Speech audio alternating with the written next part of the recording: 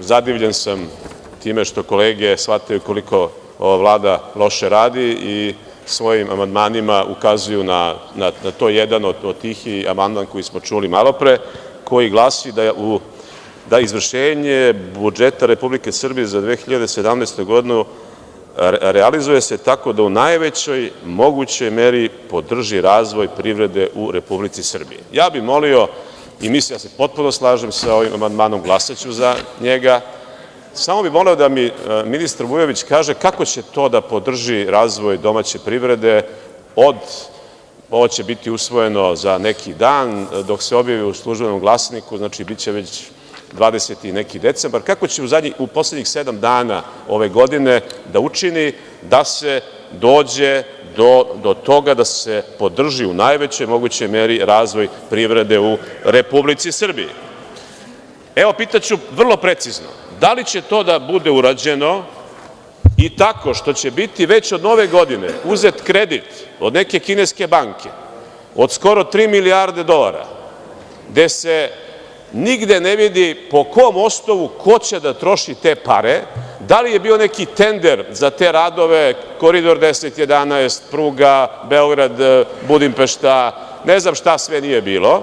Znači, skoro 3 milijarde dolara mi ćemo da potrošimo iz budućnosti naše dece svih nas, svih građana Srbije, da ih zadužimo još 3 milijarde zato što je neko negde sedeo pa potpisao neki sporazum. Što tu nema sporazuma za onaj nesretni kanal?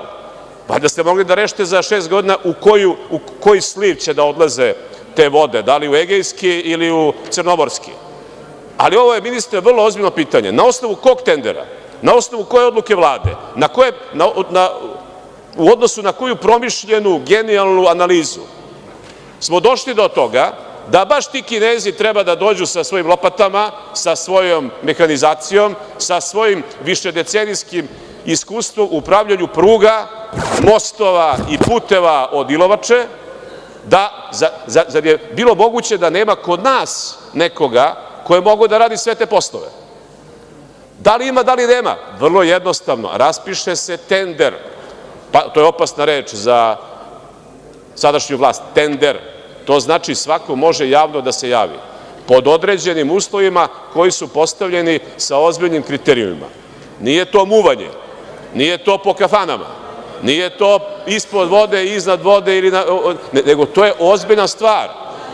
To je recimo, to je procedura kao kad je Siniša Mali bio, preko puta, bio šef odseka za tendere u Agenciji za privatizaciju Srbije, pa se po tenderu tada prodala Duvanska industrija Niš, Duvanska industrija Vranje, Lukoil i mnoge druge firme, sve sa potpisom Siniše Malog.